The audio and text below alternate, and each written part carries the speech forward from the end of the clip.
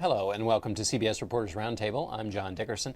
President Obama starts his campaign in earnest tomorrow with speeches in the battleground states of Ohio and Virginia. He'll have to maneuver around some lumpy news from today, however. The April jobs report shows that only 115,000 new jobs for the month.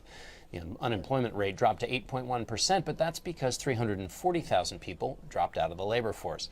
Past months were revised up, but it's still a tough sell for the president, which is why Mitt Romney writes in a letter to the president today in the Cleveland Plain Dealer, Mr. President, where are the jobs? Joining me to discuss the economy and the campaign are Christina Bellantoni of the PBS NewsHour, Reed Wilson of National Journal, and Michael Shear of the New York Times. We'll also be discussing the anniversary of the bin Laden killing and whether Twitter is ruining our lives. But first, the economy. Michael, what does the president do? Not good news. He's now starting his campaign. You know, I mean, what he has to do, what he's been doing, is focus on the trend rather than the specific number, right? So he looks back at the last couple of years. There has been job growth. There have been jobs that have been added. I think he says 4.1 million jobs added in the last couple of years. He'll focus on that. You saw Mitt Romney focusing on the number today, and after writing that op-ed, he made a few comments this morning on another network and said, well, we should be in a recovery that is adding 500,000 jobs a month, not 115, which is interesting given the fact that fact, 500,000 jobs in a month has only happened something like 5 times in the last half century. I mean, so it's not. I mean, that is wildly more than anybody would expect, but. And the thing about these reports is that there's always a little something for everybody to campaign on. Just as we were coming in, I looked on Twitter, and Governor Martin O'Malley was out there with his Democratic talking points, talking about some of the good things in the jobs reports. And it's really basically just an area for people to campaign on what they say is happening. You know, the unemployment rate's going down by 0.1. Well, that could be something that you talk about. But the overall picture is how people are feeling. And President Obama has another few months to get people to start feeling better about the economy. And we'll see what happens. Not much time left, though, Reed. What's he going to say tomorrow in Ohio and Virginia? You say not much time left, by the way. We're also at the point, traditionally speaking, at which people's opinions about the economy generally harden. Right. About 6 months out from the election. Here we are 6 months out. So the way people feel about the economy now is probably going to look very similar to the way that people will feel about the economy on Election Day. What he says in his rallies this weekend in Ohio and Virginia are essentially, it was the other guy's fault. The car was driven into the ditch is his favorite line. But we're making this incremental progress. You know, talking about what happened 4 years ago, though, is real tough in an atmosphere in which the American people want something now, and they were so impatient that they kicked the Republicans out in 06. They kicked even more Republicans out in 08. They kicked out the Democrats in 2010. So, Americans are not a patient people, and asking them to remember what happened 4 years ago and just be patient is a tough sell. Yeah, it seems like he's got little data to work with. It's not going to get too much better. Today, Mitt Romney was trying to take advantage of the news, talking a little bit more about how he's now talking with regular voters in these meetings that are sort of slightly secret. And Charlie Rose asked him if he was going to take a tour like his father did, with 17 cities in what they were called the ghettos in 1968 when he was running for president. On CBS this morning, Romney said, I have meetings with voters before my rallies, but the media doesn't see them. Why hold them in secret, Michael? I think at some level it's a gimmick to try to show that he's connecting with real people, and that he's doing it in a way that's real and not for show, right? I mean, that's the irony is that the whole thing is for show, but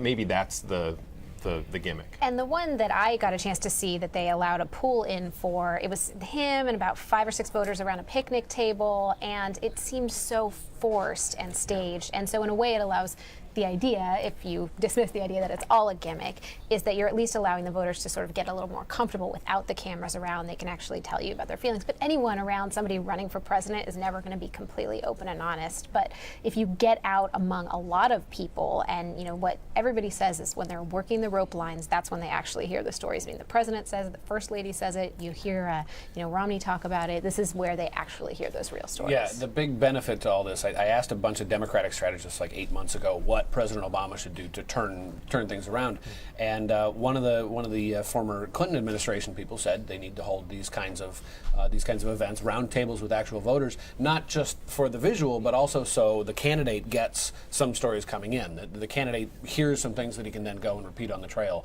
and get outside of the sort of poll-tested message bubble and come up with something that really moves voters, which is something that Mitt Romney is spectacularly unable to do. And Bloomberg had a piece this week making just that case, which is that campaigns are about storytelling, and that in part what a candidate has to do is have these meetings, whether they're secret or in public with voters, then retell their stories as a way to say to other people, I understand your world. Mitt Romney doesn't have that And skill. the Obama campaign really put a lot of effort into this in 2008, and since he's been president, of identifying people that they could say are actually helped by whatever it is. They were very big on this with healthcare, and they put that person not only in a web video, but introducing him in a rally, and then showcased in a policy paper. And of course, Julia.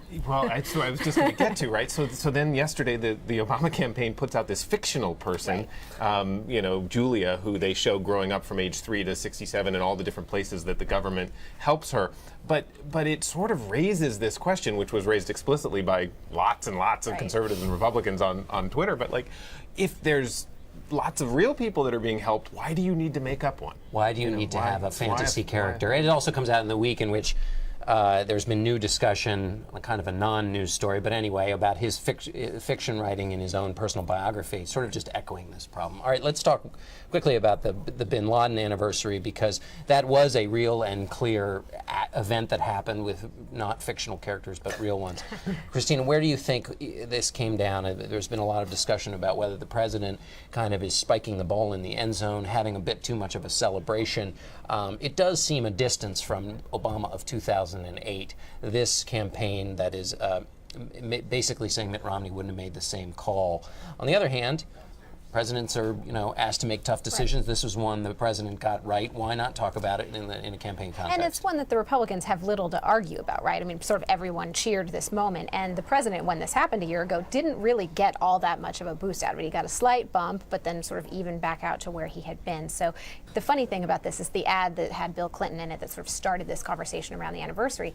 They've been talking about bin Laden being killed for a long time. You read these poll reports from fundraisers, and it's not just Biden saying General Motors is alive, bin Laden is dead. I mean, the First Lady has been talking about it. So this is something they've really pushed that undercurrent. But it's not something you can put on a mug and sell for $10 as a donation to your campaign. So it's a delicate line you have to be on. And, again, the trip to Afghanistan, which obviously came in the middle of all this, was just such a reminder to Romney, I have that bully pulpit, and I'm going to use it to step on you whenever I can. Yeah, but heroes don't brag is the line going around from Republicans. Does that hurt the president, or does it just remind everybody that he's the one who ordered the bin Laden killing? Well, Karl Rove had a good op-ed in the Wall Street Journal this week in which he said something like, "Look, President Obama gets to take credit for this. It was a tough call. It was there was a substantial risk here. He gets to take credit. However, there is benefit to subtlety. There is benefit to and there is a real risk in overstepping and claiming too much credit." I think I was talking to a bunch of Republicans this week about who they should line up to speak at the national convention, and later, as the week sort of went on, some people started saying, well, maybe they should get some SEAL Team 6 guys. Maybe they, there are people in the military community especially who are not terribly happy that the guy who made the decision is claiming credit, but not happy that he's claiming so much of the credit. Political. Isn't there an irony though for Karl Rove talking about a candidate exactly. not being subtle? I mean, his guy wasn't particularly known for his subtlety in those. Right, and it should be noted that when Saddam it was on the anniversary of the mission accomplished banner. I think that bin Laden was killed, like the 8th anniversary or something.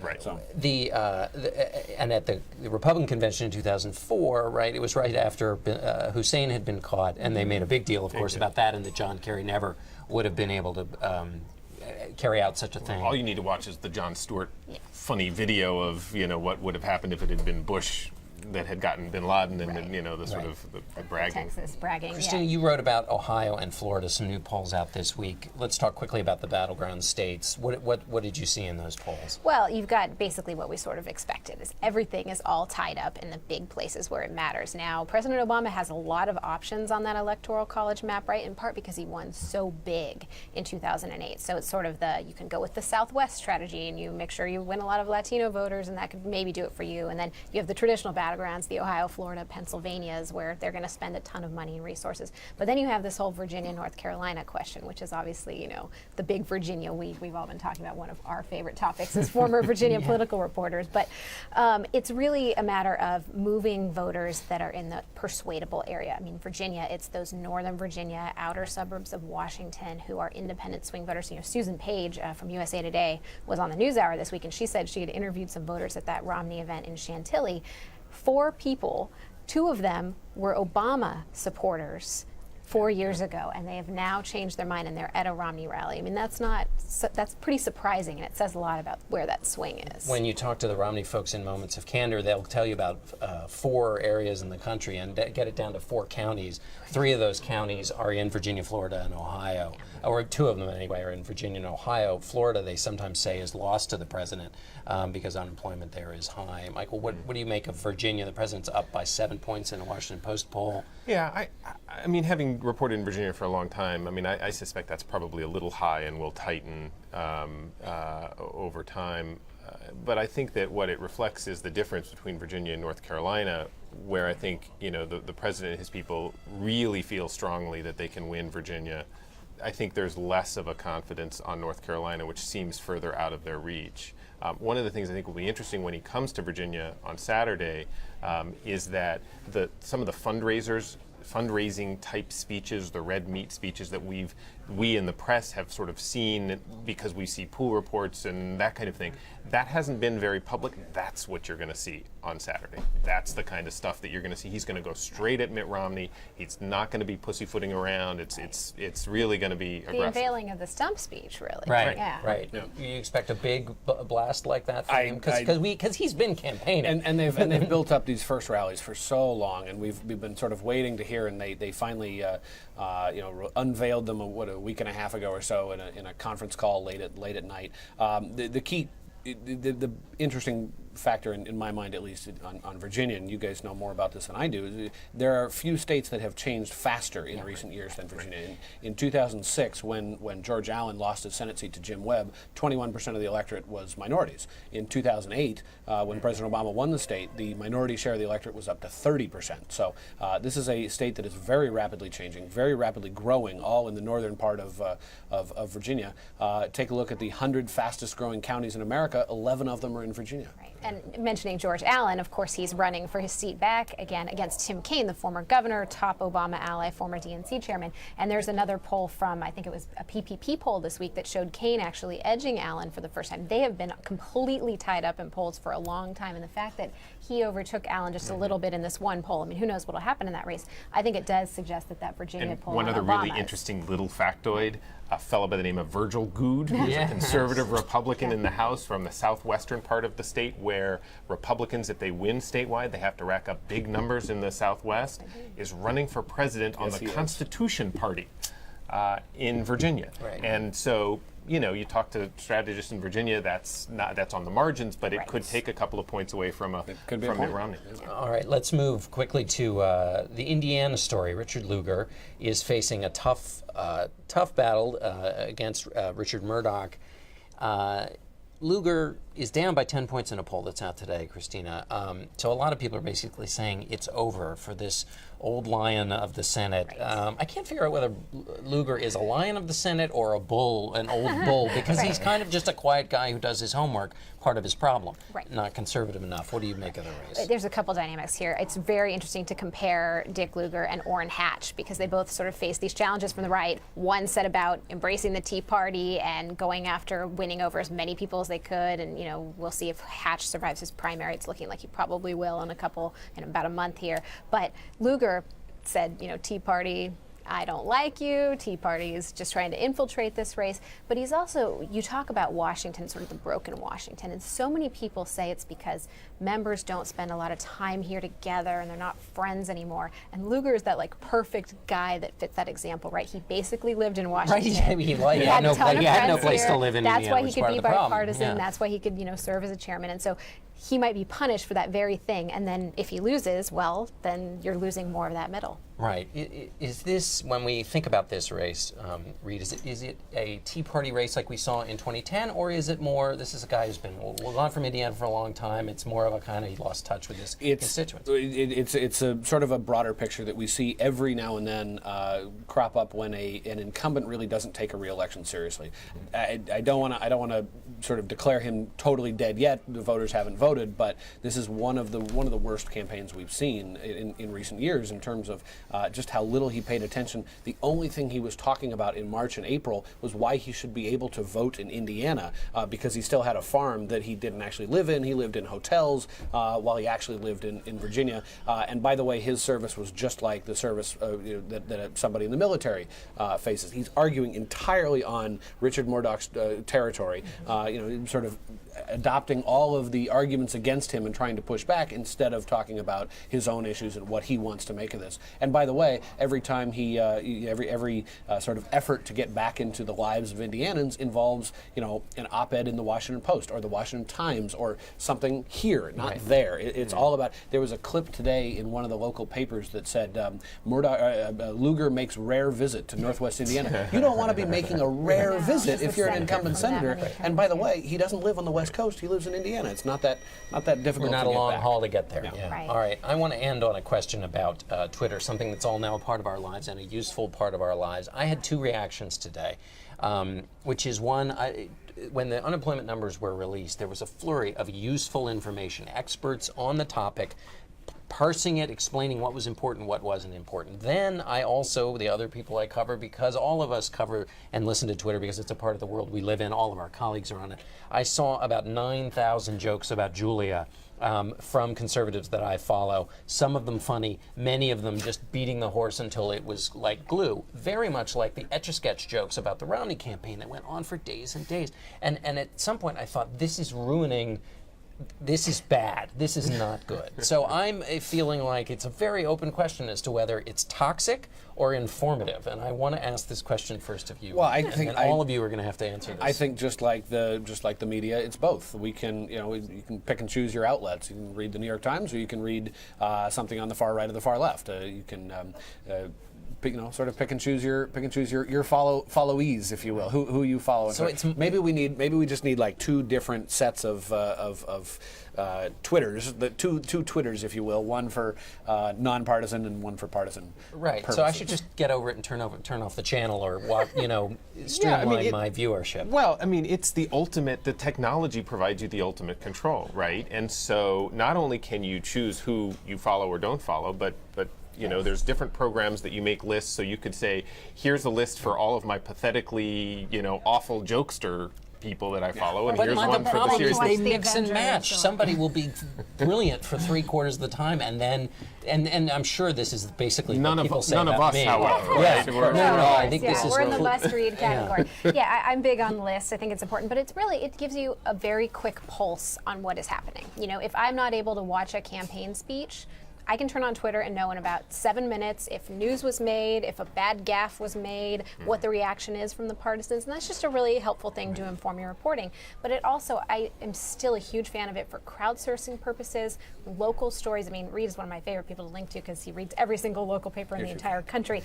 But, and so it's always helpful to sort of know that flavor of what's happening, but also, hey, I'm going to be in this state. I'd like to know the best hot spot to talk to voters. And people will tell you. They people do. really That's true. will reach out and be honest with you on Twitter in a way that you can't interact in other forms. that That's way. true. All right, Just so have to know when fine. to turn it off. We've redeemed it. It's just my problem. So that's true of most things. And you but, are such a prolific tweeter. That's sad. all right. Well, now we're going to move on to endorsements, those things that people should check out that if they haven't heard about it on Twitter, then you will let them know. Michael, why don't you start? So I was going to do David Marinus's upcoming book on the college years of Barack Obama, which I think was excerpted in Vanity Fair. I think it's going to be amazing. We already got a little bit of an insight, but really I'm going to go to see Avengers tonight, and I hope everybody else does because you got to see those superheroes in tights. You are in a position now of having to top Superheroes in Right. Tights. Well, I will actually be seeing it this weekend. I know I've been giving you some teasing, but I am actually a fan as well. Mine is a little personal. I went to Costa Rica actually on a vacation last week, and the Costa Rican slogan I have here on a keychain here with a butterfly is Pura Vida, which basically, it literally means good life, but it's a philosophy of just sort of enjoying your life, living the moment, and having sort of a good feeling at all times. And I thought I want to take that back with me to Washington because I think we all lose that sometimes. So that's what I'm sharing as my endorsement. It's a nice That way was really lovely. All right, Reed, you got to, your tights and enjoy life. All right, I get to go first next time. A couple of things. First of all, Josh Green wrote a great column in the Boston Globe today on the zombie apocalypse, the coming disaster that is going to be the lame duck session after the election. That's going to be the story the story of the year, aside from who the next president is. Explain why they're zombies. These are after election day. There are going to be a number of members who have either retired, not run for re-election, lost their bids, anything like that, will not be coming back, and therefore have no incentive to work on the massive things that are coming up: the Bush tax cuts, the sequestration of defense cuts, even the debt ceiling, all coming up. It's going to be a big entire mess. On a more personal note, we all know Michael Steele, John Boehner's press secretary, great guy, friend to all of us, getting married this weekend. So, congrats to him. Congrats. to him. Yes. And I'm going to endorse Bill Clinton's New York Times review of the latest Robert Caro book on Lyndon Johnson. As Tim Noah points out in the New Republic, this is less a book review and more an open letter to the current president about the necessity of the art of political persuasion. We know President Obama reads the Times closely. Perhaps he's already read Mr. Clinton's ideas. That's it for us today. Thanks all of you for watching. Thanks also to everyone at CBS News who helped us reach you today. It's Face lunchtime the Nation now, with but CBS Sunday, News please Chief join Washington Bob Schieffer on Face the Nation for the full hour. For CBS News, I'm John Dickerson.